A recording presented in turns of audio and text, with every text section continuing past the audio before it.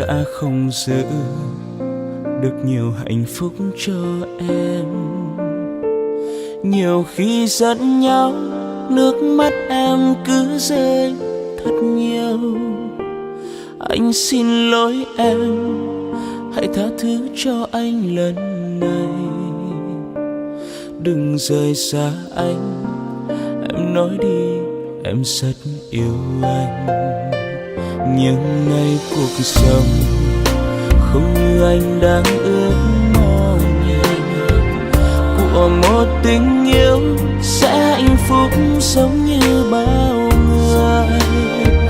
Một người yêu em đắm say, một người bên em mỗi khi. Mà giờ đây nước mắt anh đã rơi rồi. Thật ra anh đâu có muốn chia tay như vậy. Người yêu em ơi, anh lại nhớ em đang ở đâu. Bàn tay nhỏ bé, khuôn mặt ấy sao lại đổi thay để anh nơi này. Ngoài trời mưa cứ rơi lặng thầm, chỉ còn riêng anh. Thật sự nhiều khi muốn nhắn tin gửi cho em nhiều, lại sợ người ơi đang hạnh phúc vui bên một ai. Tình yêu đã chết, hãy ngày dưỡng mai này chúng ta có duyên gặp lại.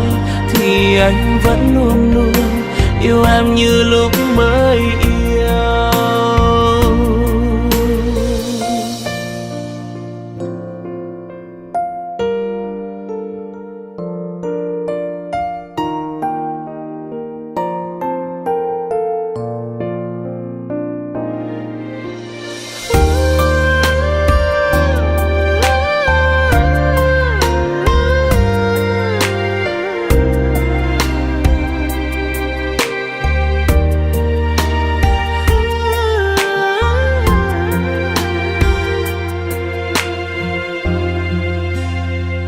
Anh đã không giữ được nhiều hạnh phúc cho em. Nhiều khi giận nhau, nước mắt em cứ rơi thật nhiều. Anh xin lỗi em, hãy tha thứ cho anh lần này. Đừng rời xa anh, em nói đi, em rất yêu anh. Nhưng ngày cuộc sống không như anh đang ước mơ, của một tình yêu sẽ hạnh phúc giống như bao người. Một người yêu em đắm say, một người bên em mỗi khi. Mà giờ